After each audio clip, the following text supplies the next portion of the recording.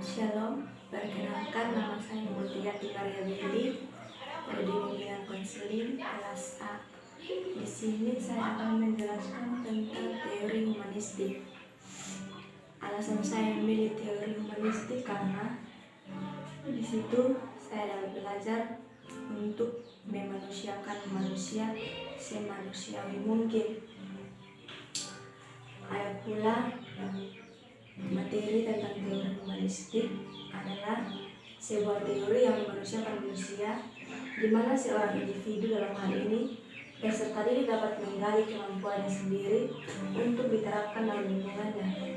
Menurut teori humanistik, tujuan belajar adalah untuk memanusiakan manusia. Proses belajar dianggap berhasil jika pelajar memahami lingkungannya dan dirinya sendiri.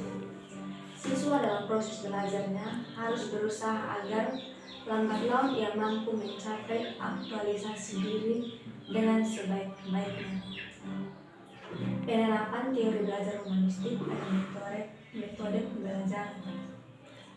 Teori belajar humanistik ini dalam penerapannya sebagai metode pembelajaran juga perlu diikuti dengan pengetahuan tentang pendekatan belajar kognitif serta afektif supaya dapat menghasilkan perubahan positif pada hasil belajar dan sikap. Ada pula contoh teori humanistik dalam pembelajaran, antara lain guru memberikan motivasi kepada murid agar tertarik mengikuti pelajaran. Guru menjelaskan ulang untuk memastikan murid benar-benar mengerti. Guru memahami karakter murid supaya mampu menyesuaikan keinginan murid. Teori humanistik lebih mementingkan isi karena teori humanistik berhubungan erat dengan emosi, perasaan, dan komunikasi. Sehingga dengan ketiga komponen tersebut, teori humanistik berusaha memfokuskan pada pembentukan kepribadian yang positif. Secara umum, inti dari teori humanistik adalah bagaimana memanusiakan manusia. Ada pula teori humanistik menurut ahli. Menurut Hapudin, dalam teori belajar dan pembelajaran, teori humanistik memandang kalau belajar adalah proses menemukan potensi diri sebagai upaya untuk memanusiakan manusia. Dengan kata lain, individu menggali dirinya sendiri, kemampuannya untuk kemudian diterapkan dalam lingkungannya. Ada pula cara menerapkan teori humanistik. Yang pertama, terimalah peserta didik apa adanya. Yang kedua, kenali dan bina minat peserta didik melalui pengetahuannya terhadap diri sendiri. Yang ketiga, usahakan sumber belajar yang mungkin dapat diperoleh peserta didik untuk dapat memilih dan menggunakannya. Manfaat dari teori belajar humanistik itu membiasakan individu untuk berlaku secara demokratif, partisipatif, dan humanis, menjadi individu agar mudah menghargai perbedaan, kebebasan berpendapat, dan kebebasan dalam menyatakan ide atau gagasan, meningkatkan keinginan individu. Tujuan dari pembelajaran teori humanistik yaitu untuk memanusiakan manusia. Proses belajar dianggap berhasil jika si pelajar memahami lingkungannya dan dirinya sendiri.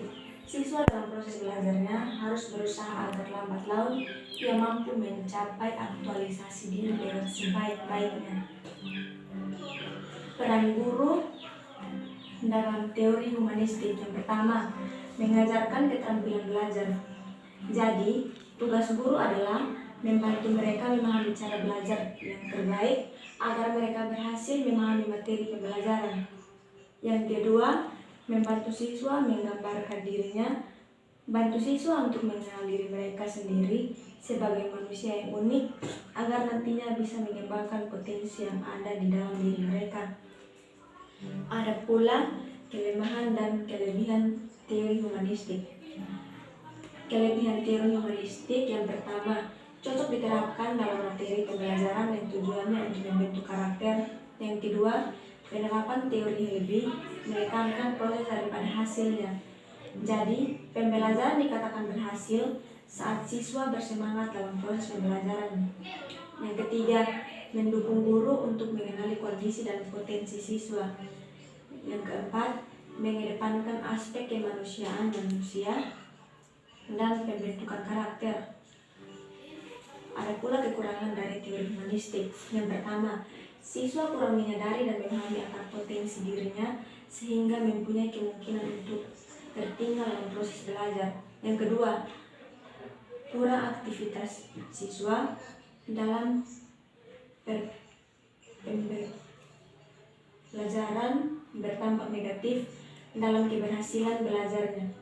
Yang ketiga, peran guru sebagai fasilitator kurang sesuai bagi siswa yang pasif karena tidak memiliki keberanian untuk bertanya.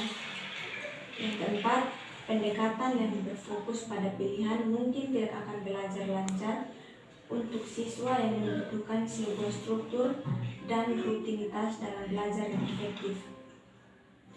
Jadi itulah penjelasan tentang teori belajar humanistik yang fokusnya pada proses memanusiakan manusia.